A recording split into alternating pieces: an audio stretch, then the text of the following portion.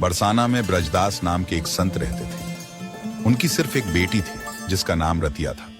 ब्रजदास जी संध्या काल में श्री जी के दर्शन के लिए जाते और वहां ठहरे हुए संतों का सत्संग करते। एक दिन संध्या काल में संतों के साथ सत्संग करते हुए एक संत ने कहा, भैया ब्रजदास, कल हमें नंदगांव जाना है, क्या तुम हमें छोड़ आओगे? ब्रजदास जी ने कहा, ठीक है, मैं चलूंगा, लेकिन ऐसे चलना कि धूप होने से पहले मैं लौट के वापस आ जाऊं। संत ने कहा, हम सुबह 4 बजे ही चलेंगे। और अगले दिन ब्रजदास जी अपनी बेटी को नंदगांव की कहकर सुबह ठीक 4 बजे राधे राधे जपते हुए संत के पास पहुंचे। संत का सामान अपने सर पर रख लिया और नंदगांव के लिए पैदल पैदल चल दिए। संत जी को सांस की बीमारी थी, इसलिए थोड़ा चलें और बैठ जाएं, फिर थोड़ा चलें फिर बैठ जाएं।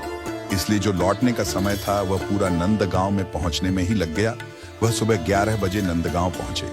नंदगांव में पहुंचकर संत ने एक मंदिर के पास इशारा करते हुए कहा कि यहीं पर रुक जाओ और मेरा सामान यहीं उतार दो। सामान उतारकर ब्रजदास जी ने बरसाना वापस जाने को कहा। संत जी ने कहा, अरे ठहरो, थोड़ा जलपान ले लो। तो ब्रजदास जी ने कहा, मैं बरसाने से आया हूं, नंदगांव में हमारी राधा रानी की ससुराल है, मैं बेटी की ससुराल में जल भी ग्रहण नहीं करूंगा। और ब्रजदास जी भूखे प्यासे नंदगांव से नंगे पांव बरसाना के लिए वापस चल दिए और थोड़ा आगे जाकर एक पेड़ के नीचे मूर्छित होकर गिर पड़े।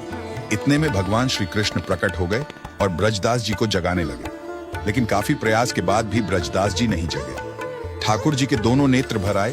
भगवान श्री राधा जी के मंदिर में गए और वहां जाकर बोले कि हमारे तुम्हारे संबंध के कारण बरसाना के एक भक्त ने नंदगांव में किसी के हाथ से एक गिलास पानी तक नहीं पिया और बरसाना और नंदगांव के रास्ते में मूर्छित होकर पड़ा है, आप उसके लिए जलपान लेकर जाएं।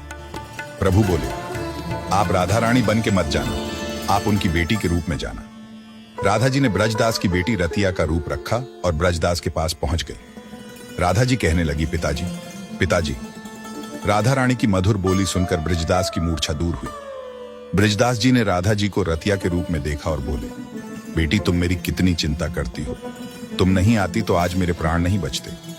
राधा जी ने कहा, आप भोजन कर लो, मैं भोजन लाई हूं। ब्रजदास जी भोजन करने लगे और कुछ देर बाद राधा रानी ने कहा, पिताजी, घर पर कुछ मेहमान आए हैं, मैं जाऊं? ब्रजदास जी बोले, ठीक है, तुम जाओ, मैं शाम तक घर पर आ जाऊंगा। इतना कहते हुए राधा रानी जी अंतर्ध्यान हो गई। अब संध्या काल में ब्रजदास जी घर पहुंचे। घर पहुंचकर उन्होंने अपनी बेटी रतिया को आवाज लगाई और बोले, आज अगर तुम नहीं जाती तो मेरे प्राण नहीं बचते।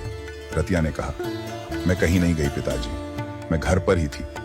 ब्रजदास जी बोले, अरे बेटी, मजाक मत करो और बताओ वह मेहमान कहाँ है, मैं भी उनसे मिलूं। रतिया ने कहा, पिताजी, यहाँ कोई नहीं आया। ब्रजदास जी समझ गए कि उनकी बेटी के रूप में राधा रानी ने उन्हें दर्शन दिए हैं। ब्रजदास जी रतिया के चरणों में गिर गए। रतिया ने कहा, पिताजी, ये क्या कर रहे हैं? ब्रजदास जी बोले, बेटी, आज तेरे रूप में मुझे राधा रानी ने दर्शन दिए हैं,